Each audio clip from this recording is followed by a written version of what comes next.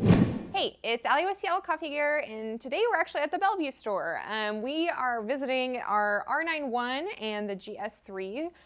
Basically, we're going to do a crew comparison between these two and kind of see what we like about them, what we don't like, what's different between them. So let's start with the Marzocco, the GS3.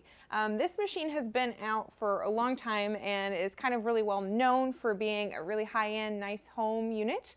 It is a manual paddle is the version that we are doing today. This one actually comes in an auto volumetric or a manual paddle. So the auto volumetric will have buttons that you can program for dose, while the manual paddle will be all up to you. You can influence the pressure being applied to your espresso, all based on the handle.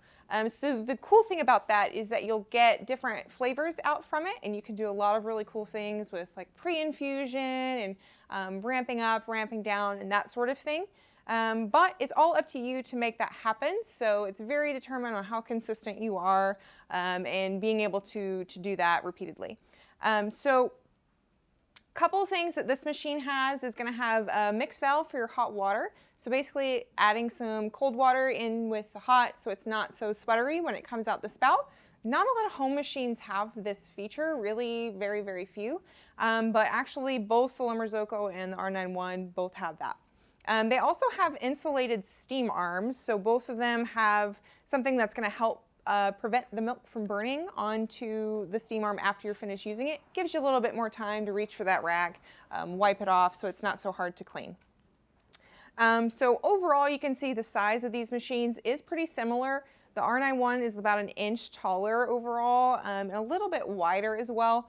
The Marzocco is going to have NSF certification while the R91 does not. So you'll more likely see this one in commercial application than you would the other.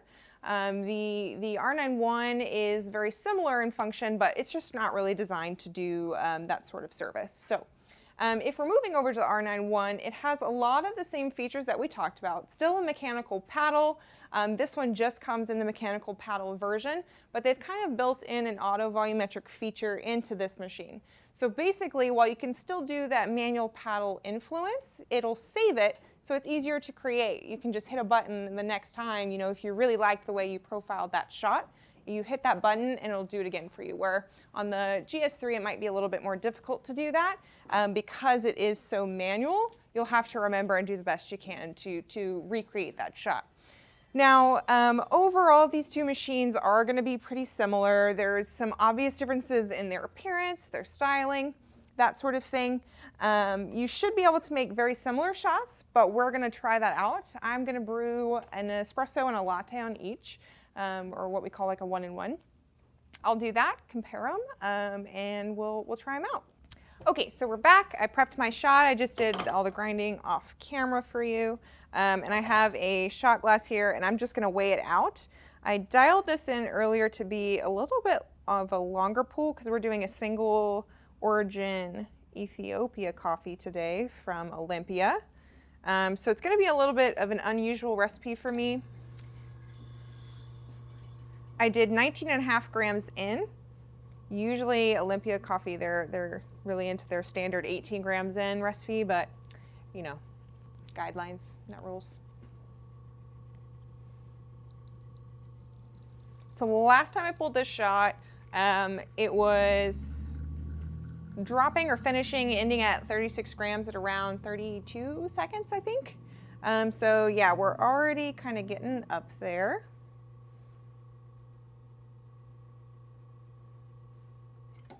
Perfect. So it's actually a pretty long shot, 36 seconds. So we'll taste this. Oops, I'm going to do a little bit of mixing here.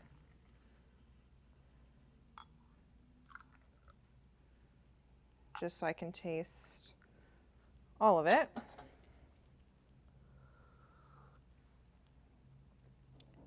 Yeah, so definitely bright, like I expect a single origin espresso to be. It's kind of got like a juicy citrus note to it. Not as tea-like as I would have expected. It's got more of like the natural kind of taste to it, in my opinion. I actually don't know if this one is natural or washed. And I don't see it listed, so I'm going to guess that it's washed.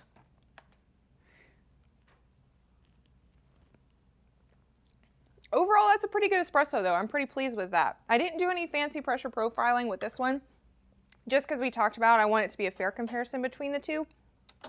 And it would be hard to make the same shot on both these machines if you did any extra variables involved. So now that we have tasted our espresso, I'm going to make a little latte out of it and test out the milk. So you see there, it's actually a good example of the mixing valve there. It doesn't spray and sputter as much. All right.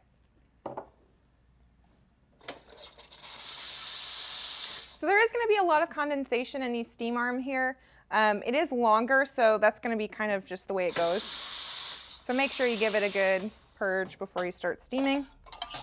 Okay, kind of a little bit of a low movement. You kind of have to bring it out to the side here to get good grip on it.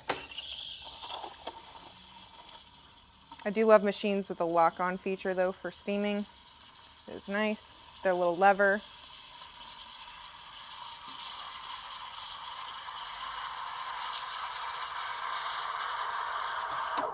All right. Get my little rag here. Yeah, so I did get a little bit of a milk burn on my steam tip there, but I will clean that off in a minute. Just some hot water usually will do the trick. Or if you leave it on for too long, you can soak it in Rinza. That is also a useful cleaning tip. Not my best milk, but we'll see.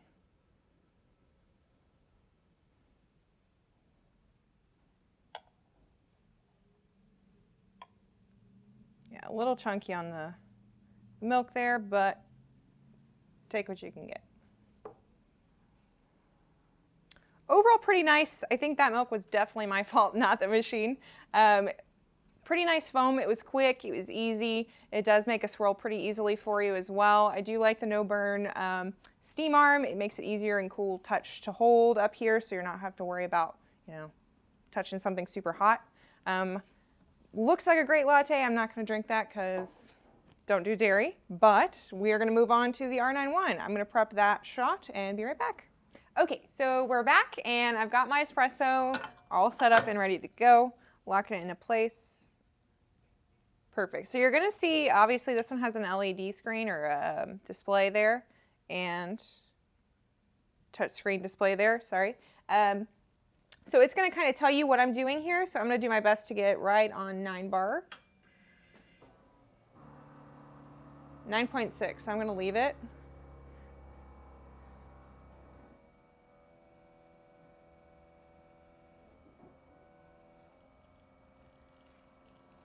And this is, after I'm done brewing my shot, I'll show you there's a button to press to save it, and there's like a special star profile. So if I wanted to do this again, or if I was doing anything crazy, it would be able to repeat that for me. I'm not as worried about time as I am about weight. Perfect. So yeah, there's about, I think that one finished at 36 seconds. This one finished at 32. So a little bit of time difference there.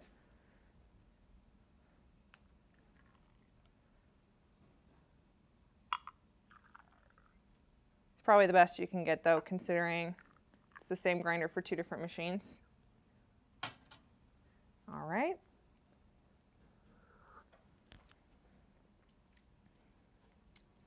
Really similar, but I feel like this one has more berry to it.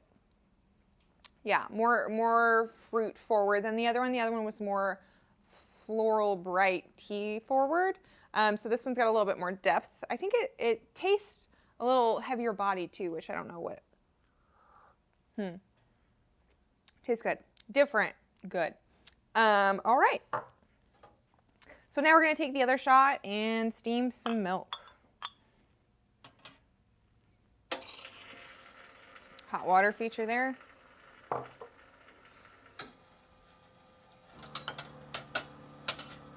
Perfect. And then before we get started, you're probably going to hear the flow jet that we have this hooked up to. So that's not the machine. This one's actually just plumbed in because that's how you get the hot water to mix in this, and that's the way that we'd probably recommend both of these machines to be used. You can use both of them on tank. We have the GS3 used on tank, but you get the most features if you plumb it in. So, all right.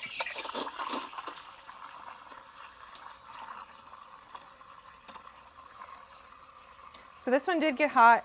I was holding the steam arm, it did get hot a little bit.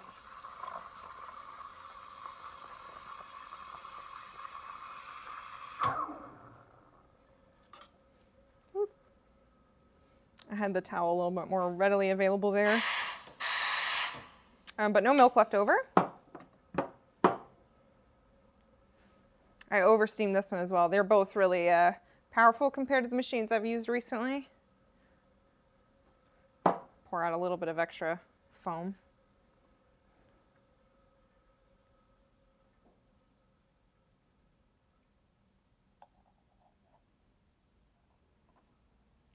This milk did come out a little bit better. Not as chunky or blobby. Nice, yeah. So honestly, both of these machines are really nice. They're really high end. I don't think you'll be disappointed with the results you get from either one. It's more of a preference thing. You know, the Marzocco is kind of really well known for being a reliable machine. They're going to support it. It's going to last forever. They also have some high resale value if you're ever into that. The Rocket machine's definitely newer to the market, so it's got a little bit more technology built in, but that's not for everyone. So, you know, up to you which one is a better fit. Let us know if you have any questions. Check out both of these machines, their reviews separately for more information, or if you want to see any of the specs, those are available on our website as well. Thanks so much for watching, guys. Don't forget to like, subscribe, and comment below. We will see you next time.